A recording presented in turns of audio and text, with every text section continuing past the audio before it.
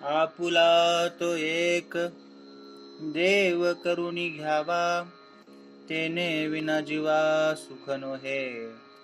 एरते mic दुःखाची जनिती, नाही आदि अंती अवसानी. अविनाश करी आपुल्या ऐसे, अविनाश करी आपुल्या ऐसे, लावी मना पिसे गोविंदाचे. तुका मने का मरणेची सरे, उत्तमची उरे कीर्ती मागे. येरते माईक दुःखाची जनिती, नाही आदि अंती अवसानी. या ठिकाणी गुरुला स्मरण करून आपण आजच्या सेवेला सुरुवात करूया. हे अभंग संत तुकाराम महाराजांनी लिहिलेलं आहे. संत तुकाराम महाराजांनी आपल्या जीवनामध्ये जे जे अनुभव घेतले, त्या अनुभवामधून आलेल्या, त्या अनुभवामधून मिळालेलं ज्ञान त्यांनी दुसऱ्यांना सांगण्याचा प्रयत्न केलेला आहे.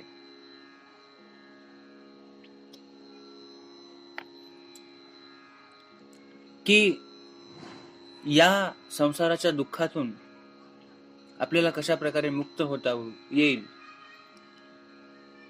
यासाठी त्यांनी ही अभंग रचना केलेली आहे.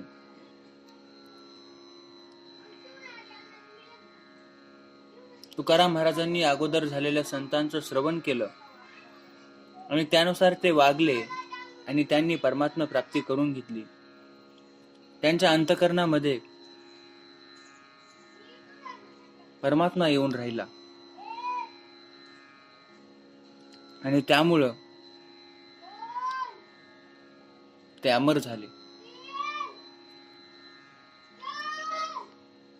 त्यासाठी तुकाराम महाराज सुद्धा आता आपल्याला उपदेश करू लागलेले आहेत की आपुला तो एक देव करुणी घ्यावा, तेने विना जीवा सुख नोहे. आपण याचा सरळ सरळ अर्थ समजू शकतो.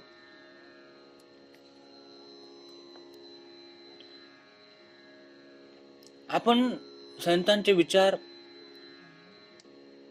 लवकर का समजू शकत नाही? कारण आपण भोग भोगत असताना, संसारामध्ये जगत असताना आपण जागरूक नसतो. आपण परत परत त्याच चुका करतो आणि परत परत त्याच दुःखामध्ये अडकतो, पडतो. जर आपण ठरवलं की मी प्रत्येक कृतीकडे लक्ष देणार आणि त्या कर्मातून मला कोणतं फळ मिळत आहे, किंवा मी राग कोणावर का करत आहे, मी द्वेष का करत आहे, मला निंदा केल्यानंतर काय मिळतं आणि ते सुख किती दिवस टिकणार आहे, हे शरीर किती दिवस टिकणार आहे, असं जर आपण स्वतः विचार केला तर आपण नक्कीच संतांचे विचार समजू शकू.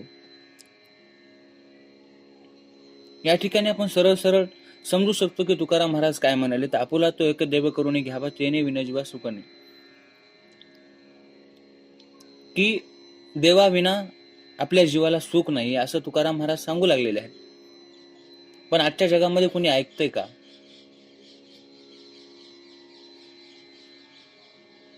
कुणी मुमुक्षु आहे का की त्याला आपल्या हृदयामध्ये परमात्मा बोलवायचा आहे, त्याला सत्याला जाणून घ्यायचं आहे, त्याला जन्म मरणाचं सत्य जाणून घ्यायचं आहे? असे प्रश्न कोणाकडे आहेत आणि कोण या प्रश्नांची उत्तरं सापडण्यासाठी तळमळ करतो आहे? प्रत्येक जण संसारामध्ये अडकलेला आहे. पण साधू संतांना वाटतं की त्यांनाही आनंद मिळावा, त्यामुळे ते जगाला सांगण्याचा प्रयत्न करतात, जे ऐको अगर न ऐको. काय सांगू मी या संतांचे उपकार, मज निरंतर जागविती.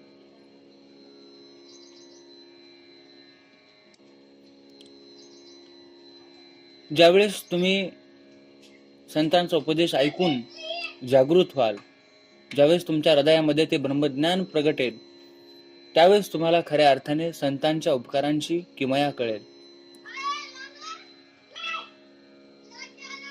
ऐकतो की संतांचे इतके मोठे उपकार आहेत, पण जोपर्यंत आपल्याला खरा अनुभव येत नाही तोपर्यंत त्यांच्या अनुभवाची, त्यांच्या उपदेशाची आपल्याला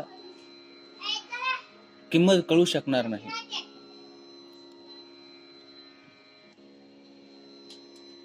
त्यासाठी तळमळीने तुकाराम महाराज सांगू लागलेत की आपुलाचा देव एक करून घ्यावा, त्याने विन जीवा सुख नाही.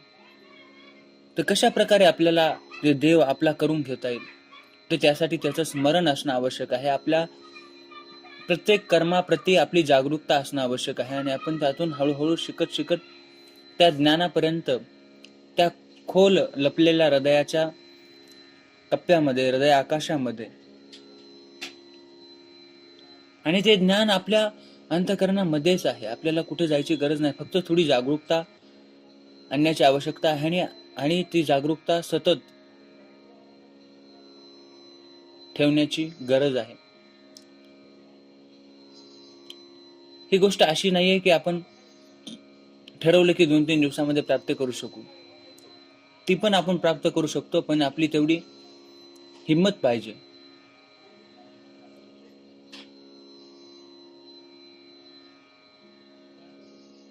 त्यासाठी आपल्या मनाची शुद्धी होणं आवश्यक आहे. अंतःकरण शुद्ध होणं आवश्यक आहे.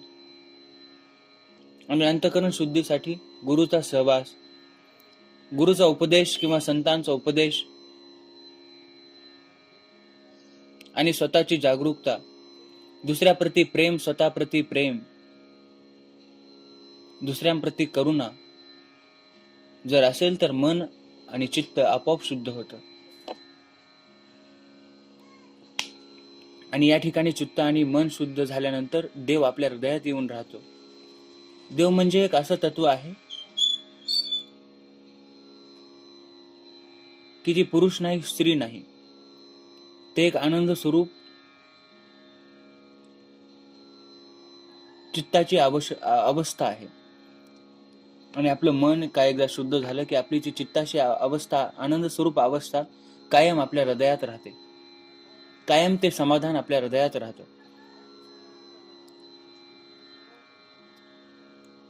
आणि आपल्या जीवाला सुख लाभतं, समाधान लाभतं.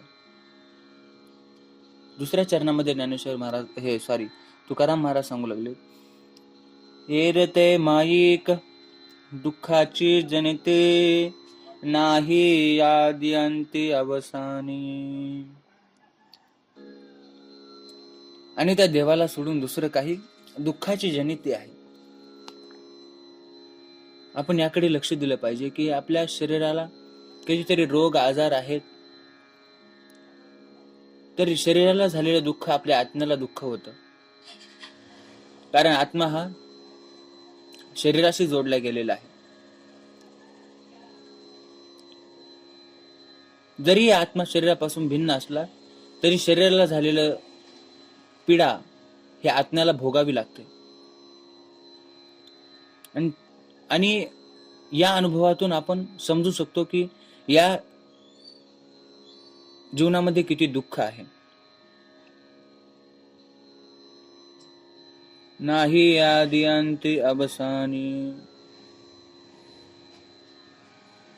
अविनाश करी आपुल्या ऐसे, लावी मना पिशे गोविंदाचे. तर या दुःखातून मुक्त होण्यासाठी तुकाराम महाराज सांगू लागले की तुम्ही त्या गोविंदाचं एडपिस लावा. ज्यांनी त्या ज्ञानाला शोधलेलं आहे त्यांची संगत करा, त्यांचं स्मरण करा. जर आपण त्यांचं स्मरण केलं तर आपणही त्यांच्यासारखे होऊ. जर आपण ज्ञानेश्वर महाराजांचं स्मरण केलं तर आपण त्यांच्यासारखे होऊ. ज्या प्रकारचे आपण विचार करतो, ज्या प्रकारचं आपण स्मरण करतो, त्या प्रकारचं आपण होत जातो.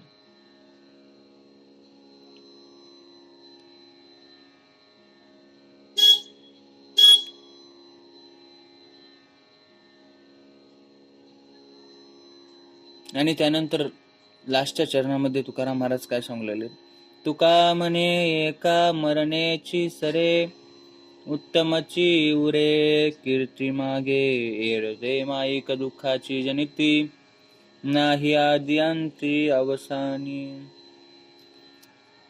मग शेवटी तो साधक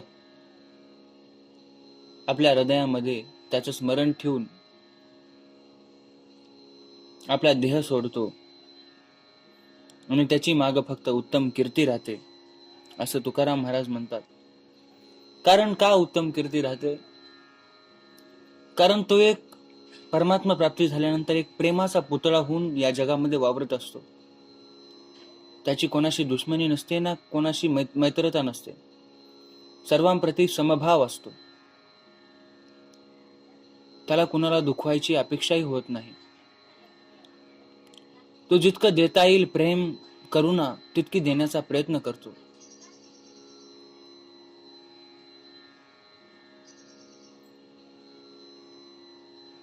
प्राण्यांप्रती असेल, वृक्षांप्रती असेल, झाडांप्रती, नवीन नवीन निर्जीव वस्तूंप्रती सुद्धा त्याचं हृदय दाटून येत असतं.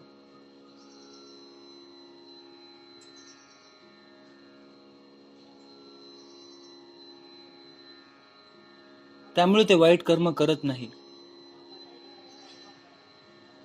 कारण त्याला माहित असतं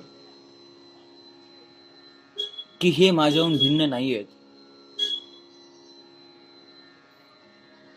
मी त्यांच्यातलाच एक आहे आणि ते माझ्यातलेच एक आहेत.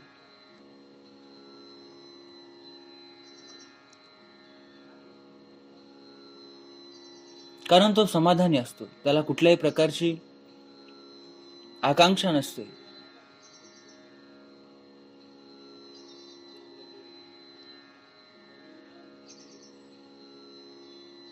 म्हणून मेल्यानंतर त्याची उत्तम कीर्ती मागे राहते, असे तुकाराम महाराज म्हणतात.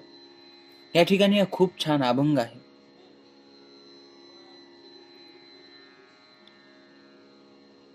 या अभंगातून आपण हे शिकू शकतो की आपण ज्याचं स्मरण करतो आपण त्याच्यासारखं होतो.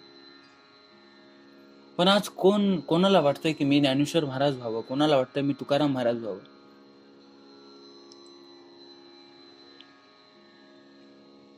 मी गौतम बुद्ध व्हावं, मी श्रीकृष्ण व्हावं.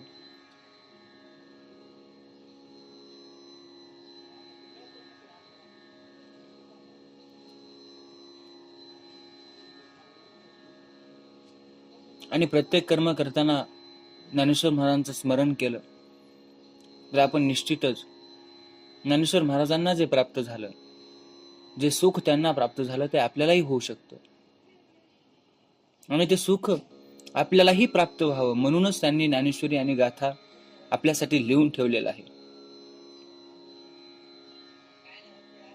आपण स्वतःला कमी समजलं नाही पाहिजे.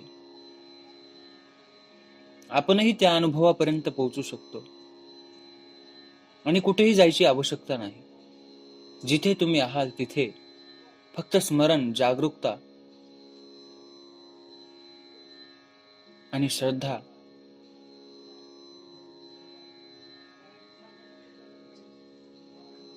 ची आवश्यकता आहे. तर या ठिकाणी आपण थांबतो.